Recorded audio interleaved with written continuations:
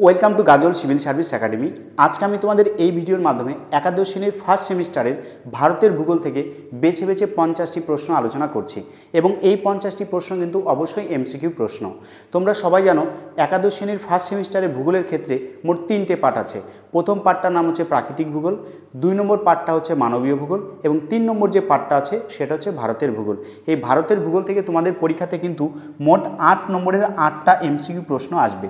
আর এই ভারতের ভূগোলে মোট 3টে চ্যাপ্টার আছে। তার মধ্যে প্রথম যে চ্যাপ্টারটা সেই চ্যাপ্টারটার নাম হচ্ছে একটি দেশ হিসেবে ভারত। দেখো, দেশ হিসেবে ভারত মানে কি?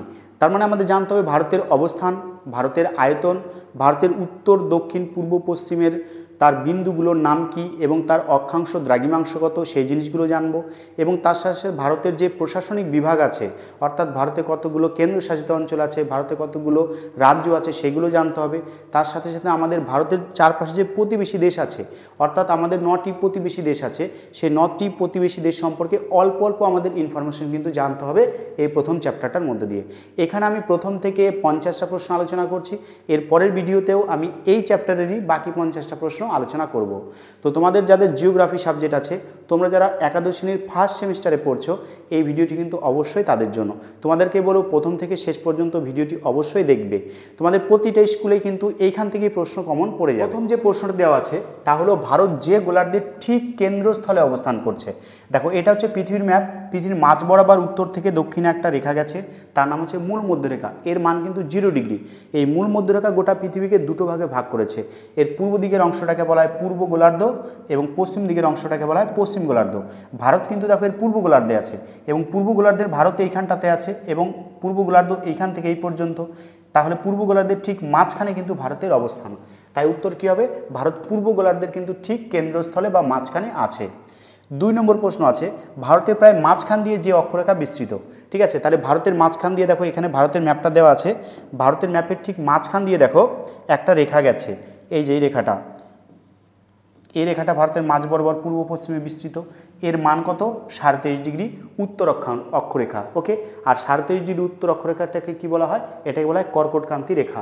ওকে, তাহলে ভারতের প্রায় মাঝখান দিয়ে যে রেখাটা গেছে তার নাম কি? কর্কটক্রান্তি রেখা। মনে রাখবে এই কর্কটক্রান্তি রেখা মোট ভারতের 8টি রাজ্যের উপর দিয়ে প্রবাহিত হয়েছে। তার মধ্যে মিজোরাম, ত্রিপুরা, পশ্চিমবঙ্গ, ছত্তিশগড়, ঠিক আছে, তারপর তোমার হচ্ছে মধ্যপ্রদেশ, রাজস্থান, গুজরাট, এই সমস্ত রাজ্যের উপর দিয়ে কিন্তু এই কর্কটক্রান্তি রেখাটা প্রবাহিত হয়েছে বা গেছে। 3 নম্বর প্রশ্ন আছে, দেখো বলছে ভারতের মূল ভূখণ্ডের দক্ষিণতম বিন্দুটির নাম কি? তাহলে ভারতের মূল ভূখণ্ড, এটা হচ্ছে ভারতের মূল ভূখণ্ডের ম্যাপ। তাহলে এই জায়গাটার লোকেশনটা, এই লোকেশনটার নাম মনে রাখবে কন্যাকুমারিকা অন্তরীপ বা কন্যাকুমারিকা। তাহলে ভারতের মূল ভূখণ্ডের যদি বলে দক্ষিণতম বিন্দু, তার নাম কি হবে? কুমারিকা অন্তরীপ। আর এর মান কত মনে রাখবে? 8 ডিগ্রি 4 মিনিট কিন্তু নর্থ হচ্ছে এর মান বা অক্ষরেখার অবস্থান। আচ্ছা, 4 নম্বর প্রশ্ন আয়তন অনুসারে বর্তমানে ভারতের স্থান।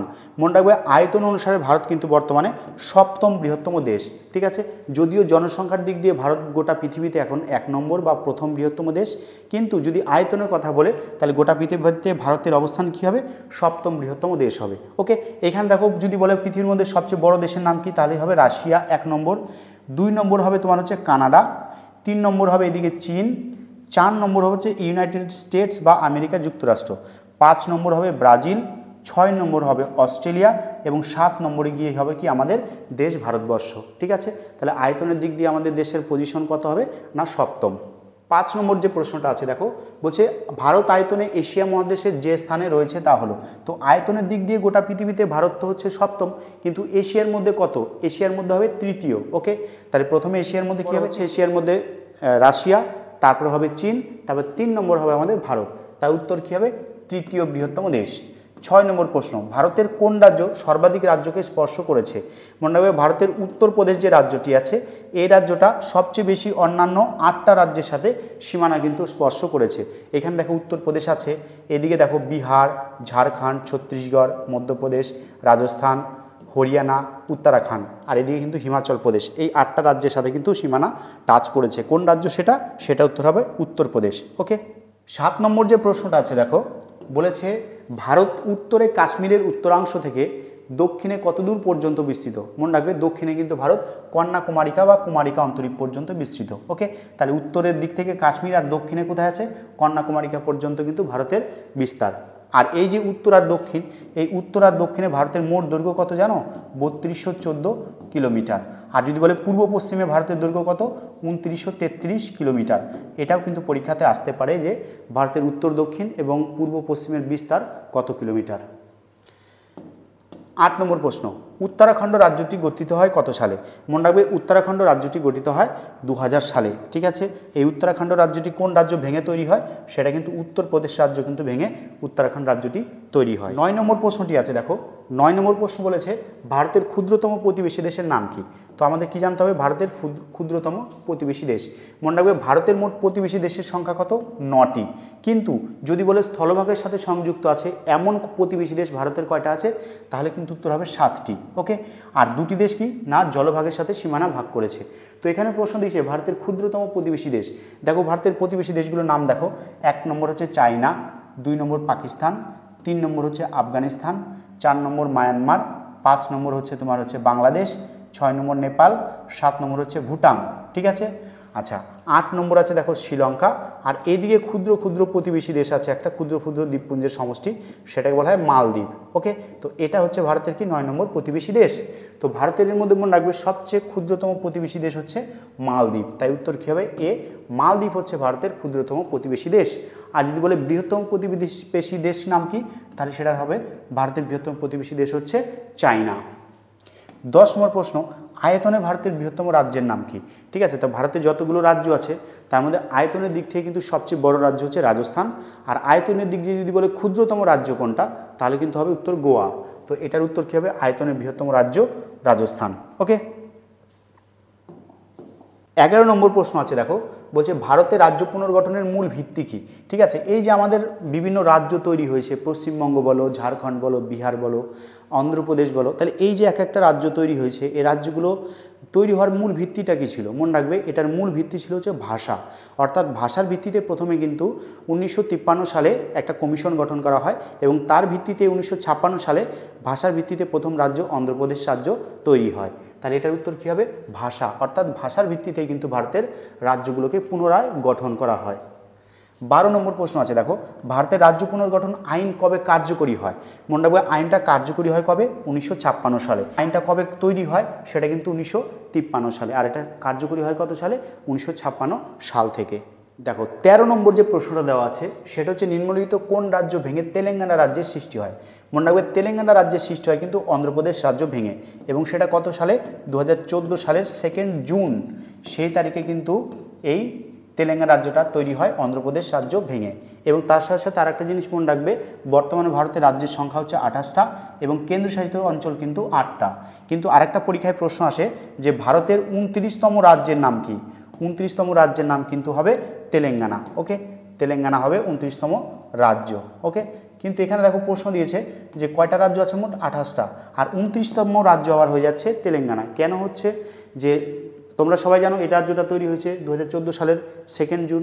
ওকে, তারপরে কি জম্মু কাশ্মীর একটা রাজ্য ছিল, সেটা ভেঙে দুটো কেন্দ্রশাসিত অঞ্চল তৈরি হয়। তার রাজ্যের সংখ্যা কী হয়? একটা কমে যায়। তো রাজ্যের সংখ্যা কমে কত হলো? এখন বর্তমানে আছে 28টি রাজ্য আর 8টা আছে কেন্দ্রশাসিত অঞ্চল।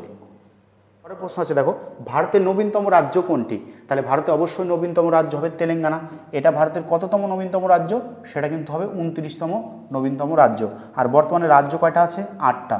আর কেন্দ্রশাসিত অঞ্চল কয়টা আছে? এটাও কিন্তু আছে 8টা। 15 নম্বর প্রশ্ন, বর্তমানে ভারতের রাজ্যের সংখ্যা কয়টা?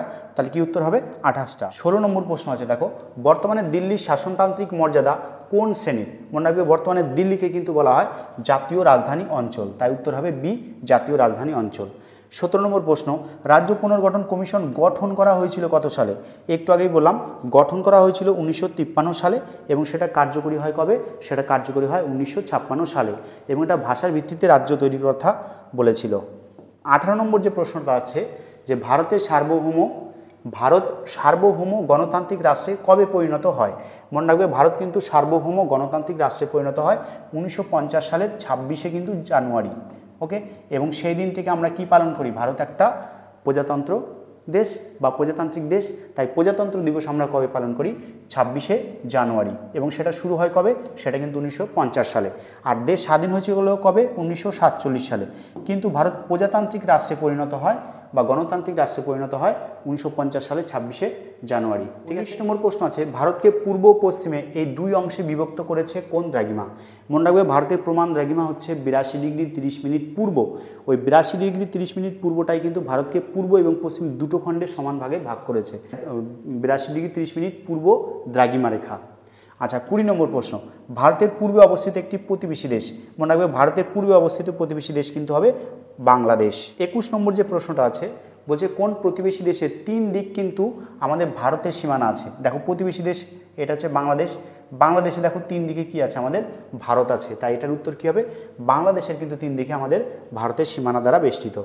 সম্পূর্ণ স্থলভাগ দ্বারা বেষ্টিত ভারতের একটা প্রতিবেশী দেশের নাম, অর্থাৎ সমুদ্র নেই, সম্পূর্ণ স্থলভাগ। দেখো নেপাল, নেপাল কিন্তু ভারতের একটা প্রতিবেশী দেশ, কিন্তু সম্পূর্ণ কি স্থলভাগ দ্বারা বেষ্টিত, তাই উত্তর কী হবে, নেপাল হবে। পাকিস্তান দেখো জলভাগ আছে, শ্রীলঙ্কায় জলভাগ আছে, বাংলাদেশে কিন্তু জলভাগ বা সমুদ্র আছে। ওকে, 23 নম্বর প্রশ্ন দিয়েছে, দেখো আরব সাগর স্পর্শ করে রয়েছে এমন একটি প্রতিবেশী দেশ। দেখো এদিকে হচ্ছে আরব সাগর আর এদিকে হচ্ছে বঙ্গোপসাগর, তো এটাকে টাচ করে রয়েছে কোন দেশ, আমাদের পাকিস্তান, পাশেই আমাদের প্রতিবেশী দেশ পাকিস্তান, তো উত্তর কী হবে, পাকিস্তান। সমুদ্র বন্দর নেই এমন একটি প্রতিবেশী দেশ হলো, অর্থাৎ এই সমস্ত দেশে কি সমুদ্র বন্দর কিন্তু নেই, মানে সমুদ্র নেই, সেটার উত্তর কী হবে, দেখো শ্রীলঙ্কা, বাংলাদেশ এবং পাকিস্তান প্রত্যেক দেশে সমুদ্র আছে, তার মানে কি প্রত্যেকটা দেশে সমুদ্র বন্দরও আছে। কিন্তু দেখো নেপালের সাথে কিন্তু কোনো সমুদ্র বন্দর নেই, বা নেপালে কিন্তু সমুদ্র টাচ করেনি। ওকে, নেপাল কিন্তু সম্পূর্ণভাবে ব্যবসা এবং বাণিজ্যের জন্য আমাদের ভারতের কলকাতা বন্দরের উপরে নির্ভর করতে হয়। ঠিক আছে। আচ্ছা, সার্কের সদর দপ্তর, সার্কের সদর দপ্তর কোথায় অবস্থিত মনে রাখবে, সার্কের সদর দপ্তর হচ্ছে নেপালের রাজধানী কাঠমান্ডুতে অবস্থিত। ওকে, সার্ক একটা বাণিজ্য সংগঠন, এর সম্পূর্ণ নাম south Asian association for regional cooperation. এটি 1985 সালের 8ই ডিসেম্বর তৈরি হয়, এবং যখন তৈরি হয়েছিল তখন মিটিংটা হয়েছিল বাংলাদেশের ঢাকা শহরে, কিন্তু এর সদর দপ্তর আছে কোথায়, এই সদর দপ্তর হচ্ছে নেপালের রাজধানী কাঠমান্ডুতে। 26 নম্বর যে প্রশ্নটা আছে, দেখো সার্ক নামক সংস্থাটি গঠিত হয় কত সালে? মনে রাখবে এটার উত্তর হবে 1985 সালের 8ই ডিসেম্বর, বাংলাদেশের রাজধানী ঢাকাতে কিন্তু এই সার্কটার জন্ম হয়। নেপালের প্রধান নদীর নাম কি? মনে রাখবে নেপালের কিন্তু প্রধান নদীর নাম হচ্ছে কালীগণ্ডক। মেঘনা কোথাকার নদী? মেঘনা কিন্তু বাংলাদেশের নদী। তিস্তা আমাদের পশ্চিমবঙ্গ থেকে বাংলাদেশে গেছে। আচ্ছা, 28 নম্বর প্রশ্ন বলছে পৃথিবীর উচ্চতম পর্বতশৃঙ্গ মাউন্ট এভারেস্ট কোন দেশে অবস্থিত? মনে রাখবে মাউন্ট এভারেস্ট হচ্ছে নেপালে অবস্থিত। ওকে, তো হিমালয়ের যে 3টে ভাগ আছে তার মধ্যে হিমাদ্রি হিমালয়, সেই হিমাদ্রি হিমালয়ে কিন্তু এই মাউন্ট এভারেস্টটা অবস্থিত, এবং মাউন্ট এভারেস্টের উচ্চতা কত না 8,848 মিটার কিন্তু এর উচ্চতা, এবং এটি নেপালের সর্বোচ্চ শৃঙ্গ, প্লাস এটি পৃথিবীর হচ্ছে সর্বোচ্চ শৃঙ্গ। ওকে, 29 নম্বর যে প্রশ্নটা দিয়েছে, বজ্রপাতের দেশ কাকে বলা হয়? মনে রাখবে বজ্রপাতের দেশ বলা হয় কিন্তু ভুটানকে। ওকে, তাহলে বজ্রপাতের দেশ কাকে বলা হয়? ভুটানকে। ভুটানের রাজধানীর নাম কি? ভুটানের রাজধানীর নাম হচ্ছে থিম্পু। কাঠমান্ডু কার রাজধানী? কাঠমান্ডু কিন্তু অবশ্যই নেপালের রাজধানী। আর চট্টগ্রাম বাংলাদেশের কিন্তু একটা বন্দর। 31 নম্বর যে প্রশ্নটা আছে, যে বাংলাদেশের প্রধান নদীর নাম কি? মনে রাখবে বাংলাদেশের কিন্তু প্রধান নদীর নাম হচ্ছে মেঘনা। ওকে, তো ভারত থেকে পদ্মা নদী গেছে, আর ওদিকে হচ্ছে যমুনা নদী এসছে, এই দুটোর মিলিত প্রবাহ কি? মেঘনা নদী। এই মেঘনাই হচ্ছে বাংলাদেশের প্রধান নদী। বাংলাদেশের প্রধান শিল্প কি? মনে রাখবে বাংলাদেশের প্রধান শিল্প কিন্তু পাট শিল্প। গোটা পৃথিবীতে পাটজাত দ্রব্য উৎপাদনে বাংলাদেশ প্রথম, ঠিক আছে, কিন্তু পাট উৎপাদনে ভারত কিন্তু প্রথম, এবং পাটজাত দ্রব্য রপ্তানি কিন্তু বাংলাদেশ আবার প্রথম। ঠিক আছে, তাই বাংলাদেশের বিখ্যাত বা বাংলাদেশের অর্থনীতি অনেকটা এই পাট শিল্পের উপর নির্ভর করে গড়ে উঠেছে। ওকে, তাই পাট শিল্প হচ্ছে বাংলাদেশের প্রধান শিল্প। 33 নম্বর যে প্রশ্নটা আছে, দেখো বলছে প্রাচ্যের ডান্ডি কাকে বলা হয়? প্রাচ্যের ডান্ডি, এই প্রাচ্যের ডান্ডি শব্দটা মনে রাখবে পাট কাঠির সাথে যুক্ত। পাট গাছ থেকে পাট ছাড়িয়ে নিলে যে কাঠি থাকে সেটাকে বলা হয় ডান্ডি। তো বাংলাদেশের নারায়ণগঞ্জকে কিন্তু বলা হয় প্রাচ্যের ডান্ডি। ওকে, নারায়ণগঞ্জ হবে উত্তর। 34 নম্বর যে প্রশ্নটা আছে, দেখো মায়ানমারের উচ্চতম শৃঙ্গটির নাম কি? মনে রাখবে মায়ানমারের উচ্চতম শৃঙ্গটির নাম কিন্তু কাকাবোরাজি। উত্তর কী হবে? কাকাবোরাজি। 35 নম্বর দারুচিনি দ্বীপ কাকে বলা হয়? দারুচিনি দ্বীপ কিন্তু বলা হয় শ্রীলঙ্কাকে। 36 নম্বর শ্রীলঙ্কার প্রধান অর্থকরী ফসল কি? এটার উত্তর হবে নারকেল। শ্রীলঙ্কার প্রধান অর্থকরী ফসল তাহলে কী হবে না, উত্তর হয়ে যাবে নারকেল হবে শ্রীলঙ্কার প্রধান অর্থকরী ফসল। আচ্ছা, গ্রাফাইট উৎপাদনে শ্রীলঙ্কার স্থান কত? মনে রাখবে গ্রাফাইট উৎপাদনে কিন্তু শ্রীলঙ্কা গোটা পৃথিবীতে প্রথম স্থান অধিকার করেছে। 38 নম্বর প্রশ্ন, খুবই সোজা প্রশ্ন, বলছে পাকিস্তানের রাজধানীর নাম কি? তো পাকিস্তানের রাজধানীর নাম কিন্তু ইসলামাবাদ হবে। এখানে দুটো অপশন হয়ে গেছে, ঠিক আছে, পরীক্ষাতে আসলে একটাই আসবে, ইসলামাবাদ হচ্ছে পাকিস্তানের রাজধানী। 39 নম্বর প্রশ্ন আছে, দেখো পাকিস্তানের যে প্রদেশে ক্যারেজ প্রথায় চাষবাস করা হয় বা ক্যারেজ প্রথায় জলসেচ করা হয় সেটা কিন্তু উত্তর হবে বালুচিস্তান। এই বালুচিস্তান পাকিস্তানের একটা অংশ এবং সেখানের এতটাই শুষ্ক পরিবেশ, সেখানে কিন্তু জলসেচ করার জন্য মাটির নিচ দিক দিয়ে পাইপ নিয়ে যাওয়া হয় এবং তারপরে কিন্তু জলসেচ করা হয়। না হলে জল যদি মাটির উপর দিয়ে নিয়ে যাওয়া হয় ক্যানাল থেকে কেটে, তাহলে কিন্তু জলটা বাষ্পে পরিণত হয়ে জলটা উড়ে যাবে। ওই জন্য মাটির ভেতর দিয়ে কিন্তু পাইপের সাহায্যে জল নিয়ে চলে যাওয়া হয়। এটাকেই বলছে ক্যারেজ প্রথা। তো এটা কোথায় আছে? পাকিস্তানের বালুচিস্তান প্রদেশে। 40 নম্বর প্রশ্ন, বাংলাদেশে স্বর্ণতন্তু, এটা তত্ত্ব আছে, স্বর্ণতন্তু কাকে বলা হয়? মনে রাখবে পাটকে স্বর্ণতন্তু বা সোনালী তন্তু বলা হয় বাংলাদেশে। 41 নম্বর প্রশ্ন আছে, দেখো বাংলাদেশের প্রধান কৃষিজ ফসলের নাম কি? মনে রাখবে বাংলাদেশের প্রধান কৃষিজ ফসল হচ্ছে ধান, কিন্তু বাংলাদেশের প্রধান শিল্পের নাম কি? তাহলে উত্তর হবে পাট শিল্প। 42 নম্বর, পাকিস্তানে প্রধানত যে পদ্ধতিতে জলসেচ করা হয়, তো পাকিস্তানের প্রধান নদী হচ্ছে সিন্ধু নদী এবং সিন্ধু নদীতে সারা বছর জল থাকে, সেখান থেকে কিন্তু ক্যানেল কেটে কেটে বিভিন্ন জায়গায় জলসেচ করা হয়। তাই উত্তর কি হবে? এটা হবে খাল বা ক্যানাল। আচ্ছা, ভুটানের প্রধান ভাষা কি? মনে রাখবে ভুটানের কিন্তু প্রধান ভাষা হচ্ছে জাংথা। ওকে, বাংলাদেশের প্রধান ভাষা বাংলা, মায়ানমারের প্রধান ভাষা হচ্ছে বর্মী, আর নেপালি কিন্তু নেপালের হচ্ছে প্রধান ভাষা। ওকে, 44 নম্বর যে প্রশ্নটা আছে সেটা হচ্ছে বাংলাদেশের রাজধানী ঢাকা কোন নদীর তীরে? মনে রাখবে বাংলাদেশের রাজধানী ঢাকা, এটা হচ্ছে বাংলাদেশের বুড়িগঙ্গা বলে একটা নদী আছে, সেই নদীর তীরে অবস্থিত। আচ্ছা, ভারত পাকিস্তান থেকে যে দ্রব্য আমদানি করে, তাহলে ভারত কিন্তু পাকিস্তান থেকে যে দ্রব্য নিয়ে আসে সেটা হচ্ছে কার্পাস। ওকে, দুটো অপশন একই হয়ে গেছে, উত্তর কী হবে? কার্পাস। 46 নম্বর প্রশ্ন, ভারত ইলিশ মাছ আমদানি করে কোন দেশ থেকে? মনে রাখবে ভারত কিন্তু ইলিশ মাছ আমদানি করে বাংলাদেশ থেকে। ওকে, 40 নম্বর যে প্রশ্নটা আছে, মায়ানমারের প্রধান রপ্তানি দ্রব্য, মনে রাখবে মায়ানমারে কিন্তু সেগুন গাছের চাষ করা হয়, ঠিক আছে, তাই সেগুন গাছের কাঠ বা সেগুন কাঠটাই কিন্তু মায়ানমারের প্রধান রপ্তানি যোগ্য সম্পদ। ওকে, আচ্ছা 48 নম্বর যে প্রশ্নটা আছে, প্যাগোডার দেশ কাকে বলা হয়? মনে রাখবে মায়ানমারকে কিন্তু বলা হয় প্যাগোডার দেশ। 49 নম্বর প্রশ্ন কি আছে দেখে নাও, বলছে ভারতের ক্ষুদ্রতম প্রতিবেশী দেশ, এই প্রশ্নটা অলরেডি আগে হয়েছে। তো ভারতের যতগুলো প্রতিবেশী দেশ আছে তার মধ্যে সবচেয়ে ছোট কোনটা? মালদ্বীপ। 50 নম্বর যে প্রশ্নটা আছে, বাংলাদেশের শস্য ভাণ্ডার কাকে বলা হয়? মনে রাখবে বাংলাদেশের ময়মনসিংহ যে জেলাটা আছে সেটাকেই বলা হয় কিন্তু বাংলাদেশের শস্য ভাণ্ডার। তাহলে এই তোমাদের ভারতের ভূগোলের প্রথম চ্যাপ্টার থেকে দেশ হিসেবে ভারত, সেখানে কিন্তু 50টা প্রশ্ন আলোচনা করলাম। এই গেল তোমাদের 50টা ইম্পর্টেন্ট প্রশ্ন ভারতের ভূগোলের প্রথম চ্যাপ্টার থেকে। এরপরে আরও 50টা প্রশ্ন এই চ্যাপ্টার থেকে আমি পরে আপলোড করব। তো তোমাদের যাদের জিওগ্রাফি সাবজেক্টটি আছে, পরবর্তী ভিডিও পাওয়ার জন্য কিন্তু চ্যানেলটিকে অবশ্যই সাবস্ক্রাইব করে রাখো। প্রথম থেকে যারা শেষ পর্যন্ত ভিডিওটি দেখলে তাদেরকে কিন্তু অসংখ্য ধন্যবাদ।